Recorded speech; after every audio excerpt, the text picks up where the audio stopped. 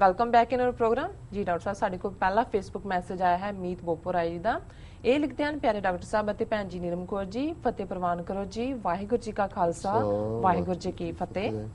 ਆਪ ਜੀ ਨੂੰ ਪਹਿਲੀ ਵਾਰ ਲਿਖ ਰਿਹਾ ਹਾਂ। ਤੁਹਾਡੀਆਂ ਵੀਡੀਓਜ਼ ਦੇਖ ਕੇ ਸੁਣ ਕੇ ਪਤਾ ਲੱਗਾ ਕਿ ਸਾਡੀ ਕੌਮ ਨਾਲ ਕੀ ਹੋ ਰਿਹਾ ਹੈ। ਪਹਿਲਾਂ ਤਾਂ ਕੁਝ ਪਤਾ ਹੀ ਨਹੀਂ ਸੀ, ਪਰ ਅੱਜ ਜੋ ਕੁਝ ਹੋ ਰਿਹਾ ਹੈ ਕੌਮ ਨਾਲ ਉਹ ਦੇਖ ਕੇ ਰੋਣਾ ਆ ਜਾਂਦਾ ਹੈ। ਦਿਲ ਬਹੁਤ ਕਰਦਾ ਹੈ ਕੌਮ ਲਈ ਕੁਝ ਕਰਨ ਨੂੰ, ਪਰ ਸਮਝ ਨਹੀਂ ਆਉਂਦੀ ਕੀ ਕਰਾਂ। ਅੱਜ ਲੋੜ ਹੈ ਕੌਮ ਨੂੰ ਤੁਹਾਡੇ ਵਰਗੇ ਸੱਚੇ ਸੁੱਚੇ ਬੰਦਿਆਂ ਦੀ, ਜੋ ਕੌਮ ਨੂੰ ਸਿੱਧੇ ਰਾਹ ਤੇ ਲੈ ਆਉਣ। ਤੁਸੀਂ ਬਹੁਤ ਵਧੀਆ ਕੰਮ ਕਰ ਰਹੇ ਹੋ। ਰੱਬ ਮੇਰੀ ਉਮਰ ਵੀ ਤੁਹਾਨੂੰ ਦੇ ਦੇਵੇ ਜੋ ਤੁਸੀਂ ਕੌਮ ਦੀ ਸੇਵਾ ਇਸੇ ਤਰ੍ਹਾਂ ਕਰਦੇ ਰਹੋ ਤੇ ਅਸੀਂ ਜਲਦੀ ਆਪਣੀ ਮੰਜ਼ਿਲ ਤੱਕ ਪਹੁੰਚੀਏ।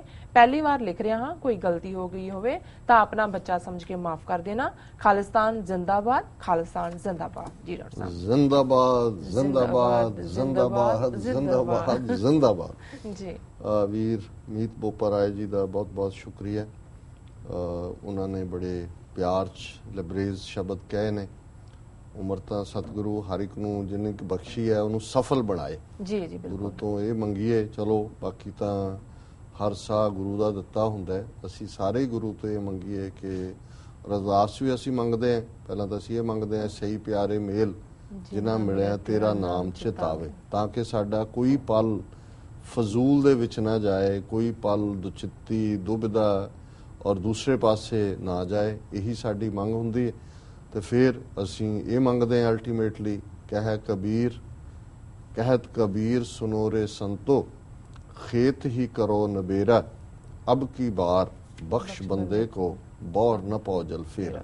खेत ही करो नबेरा कि इस जीवन दे विच जीवन दा प्रयोजन, जीवन दा मनोरथ, जीवन दा मकसद समझ आए और जीवन जिहड़ा है वो उस याद दे विच ही गुजरे। जिन्हों भाई वीर सिंह गुरमुख सिक्ख्या दे विच कहंदे ने कि भाई तैनू रब ना भुले, ये दुआ फकीरां दी। रब दे बंदे तो फिर यही दुआ दिंदे ने कि रब ना भुले के।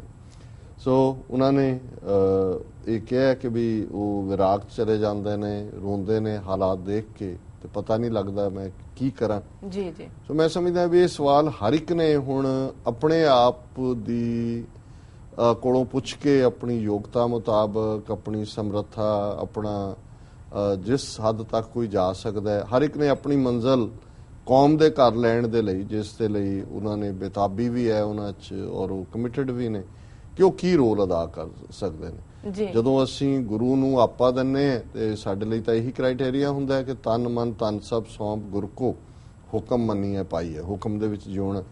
पर जदों असीं दूसरा पासा पंथ खालसे दा हिस्सा बनते हैं, अपने आप नूं कहंदे, ते फिर साडा सिर पंथ दी अमानत हुंदा है, क्योंकि पंथ सच दा पहरेदार है, रब सच दा नां है। सो उदों असीं ये देखना है कि हर एक दे कोल तन मन तन, ये तां गुरु किस दे उत्ते बख्शिश करदा है।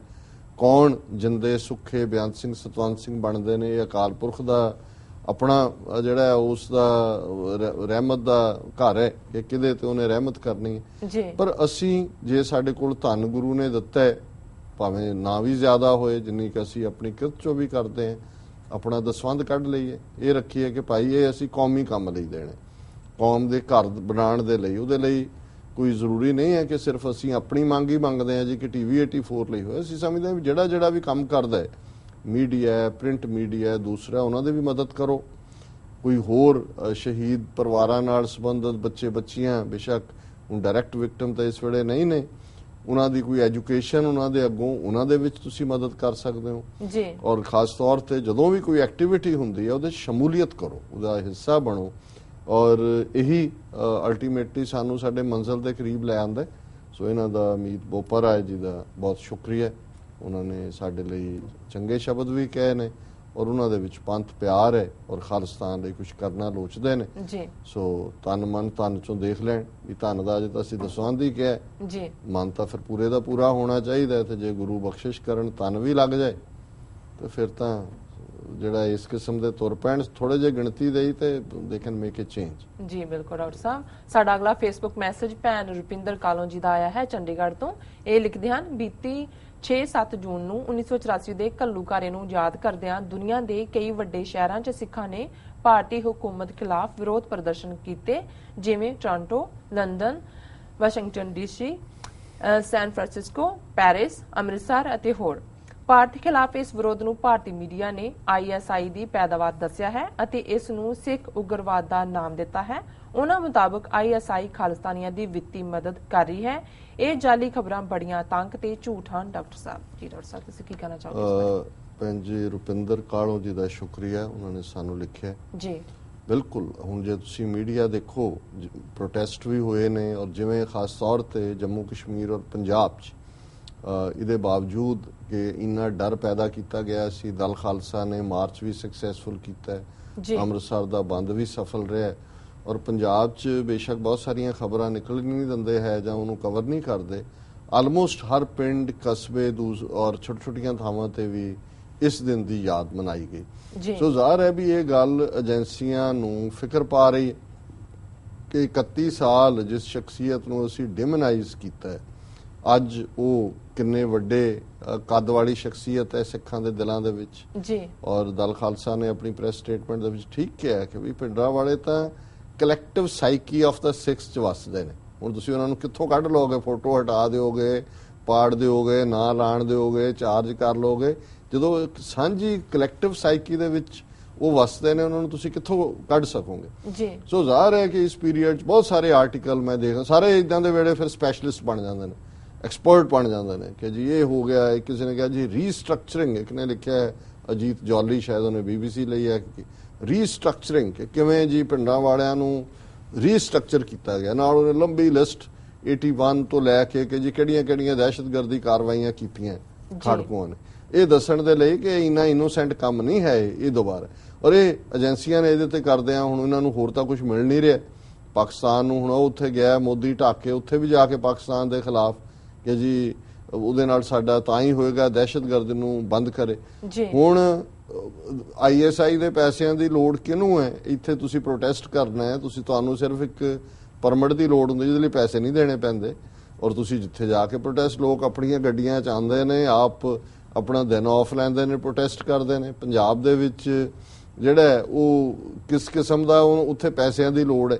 ਜੇ ISI ਜਾਂ ਫॉर दैट ਰੀਜ਼ਨ ਕੋਈ ਹੋਰ ਮਦਦ ਕਰਦੀ ਹੁੰਦੀ ਤਾਂ ਹੁਣ ਤੱਕ ਤੁਹਾਡਾ ਕੰਮ ਕੀਤਾ ਹੁੰਦਾ ਸਿੱਖਾਂ ਨੇ ਜੀ। ਸਾਡੀ ਤਾਂ ਤਰਾਸਦੀ ਵੀ ਇਹ ਹੁੰਦੀ ਹੈ ਕਿ ਵੀ ਅਸੀਂ ਆਪਣੀ ਲੜਾਈ ਸਿੰਗਲ ਹੈਂਡਡ ਹੀ ਲੜ ਰਹੇ, ਰਾਦਰ ਅਸੀਂ ਆਊਟ ਆਫ ਦਾ ਵੇ ਜਾ ਕੇ ਦੂਸਰਿਆਂ ਦੀ ਮਦਦ ਤੇ ਆਂਦੇ ਹਾਂ ਕਿ ਭਾਈ ਕਸ਼ਮੀਰੀਆਂ ਦੀ ਆਜ਼ਾਦੀ ਦੀ ਤਹਿਰੀਕ ਦੀ ਵੀ ਗੱਲ ਕਰਦੇ ਹਾਂ, ਨਾਰਥ ਈਸਟ ਦੀ ਵੀ ਕਰਦੇ ਹਾਂ, ਮਾਓਵਾਦੀਆਂ ਦੇ ਵੀ ਕਰਦੇ ਹਾਂ ਜੀ। ਕਿਉਂਕਿ ਸਾਨੂੰ ਇਹ ਲੱਗਦਾ ਕਿ ਵੀ ਇਹ ਸਿੱਖ ਦੇ ਵਿੱਚ ਬਿਲਟ ਇਨ ਹੈ ਕਿ ਜਿੱਥੇ ਧੱਕਾ ਹੋਏਗਾ ਸਿੱਖ ਨੇ ਉੱਥੇ ਆਵਾਜ਼ ਚੁੱਕਣੀ ਹੈ। ਪਰ ਇਹਨਾਂ ਨੂੰ ਹੁਣ ਜਦੋਂ ਕੁਝ ਹੋਰ ਨਾ ਮਿਲੇ, ਜਾਂ ਇਹਨਾਂ ਨੂੰ ਪਤਾ ਨਹੀਂ ਲੱਗ ਰਿਹਾ ਕਿ ਵੀ ਇਹਨਾਂ ਨੇ ਇੰਨੀ ਮਾਰ ਮਾਰੀ, ਜਨਰੇਸ਼ਨ ਇੱਕ ਮਾਰ ਦਿੱਤੀ, ਦੂਸਰੀ ਸਮਝਦੇ ਸੀ ਵੀ ਅਸੀਂ ਨਸ਼ਈ ਬਣਾ ਦਿੱਤੇ ਹੈ।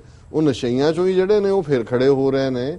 ਔਰ ਜਿਸ ਤਰੀਕੇ ਦੇ ਨਾਲ ਜਿਹੜਾ ਔਰ ਜੰਮੂ ਕਸ਼ਮੀਰ ਦੇ ਸਿੱਖਾਂ ਦੇ ਹਵਾਲੇ ਨਾਲ ਇੱਕ ਆਰਟੀਕਲ ਸੀ ਕਿ ਜੰਮੂ ਦੇ ਸਿੱਖਾਂ ਦਾ ਤਾਂ ਜਿਹੜਾ ਸਾਰਾ ਆਈਡਲ ਹੀ ਸੰਤ ਪਿੰਡਾਂ ਵਾਲੇ ਨੇ, ਉਹਨੇ ਘੱਟੋ ਘੱਟ 6 ਦਾ ਇੰਟਰਵਿਊ ਦਿੱਤਾ। ਉਹਨੇ ਕਿਹਾ ਜੀ ਇੱਕ ਨੇ ਵੀ ਉਹਨਾਂ ਬਾਰੇ ਕੋਈ ਗਲਤ ਗੱਲ ਨਹੀਂ ਕਿ, ਉਹਨਾਂ ਨੇ ਕਿਹਾ ਜੀ ਉਹ ਸੰਤ ਨੇ, ਉਹ ਜੂਝੇ ਨੇ, ਉਹ ਲੜੇ ਨੇ ਔਰ ਅਸੀਂ ਸਾਡੇ ਲਈ ਉਹਨਾਂ ਦਾ ਰੁਤਬਾ ਬਹੁਤ ਉੱਚਾ ਹੈ। ਸੋ ਮੈਂ ਸਮਝਦਾ ਵੀ ਇਹ ਗੱਲ ਇਹਨਾਂ ਨੂੰ ਬੌਦਰ ਕਰ ਰਹੀ ਹੈ, ਕਿਉਂਕਿ ਕਿਸੇ ਵੀ ਲਹਿਰ ਨੂੰ ਮਾਰਨ ਦੇ ਲਈ ਇਹ ਜ਼ਰੂਰੀ ਹੁੰਦਾ ਹੈ ਕਿ ਉਹਦੀ ਜਿਹੜੀ ਆਈਕੋਨਿਕ ਫਿਗਰ ਹੈ, ਜਿਸ ਦੇ ਉੱਤੇ ਫੋਕਸ ਹੈ, ਉਹਨੂੰ ਡਿਮੋਨਾਈਜ਼ ਕਰ ਦਿਓ, ਉਹਨੂੰ ਬਦਨਾਮ ਕਰ ਦਿਓ, ਉਹਨੂੰ ਨੈਗੇਟਿਵ ਕਰ ਦਿਓ ਜੀ।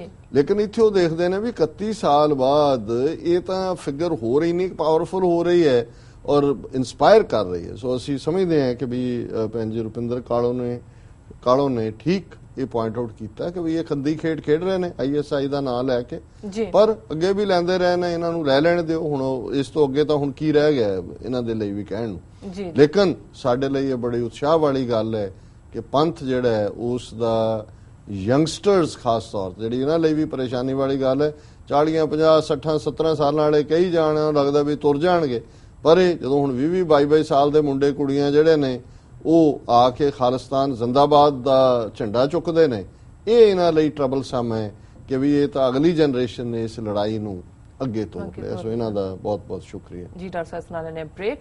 ਵਿਊਅਰਸ ਤੁਸੀਂ ਨਾਲ ਇਸ ਤਰ੍ਹਾਂ ਜੁੜੇ ਰਹੋ, ਮਿਲਦੇ ਹਾਂ ਆਫਟਰ ਦ ਸ਼ਾਰਟ ਬ੍ਰੇਕ।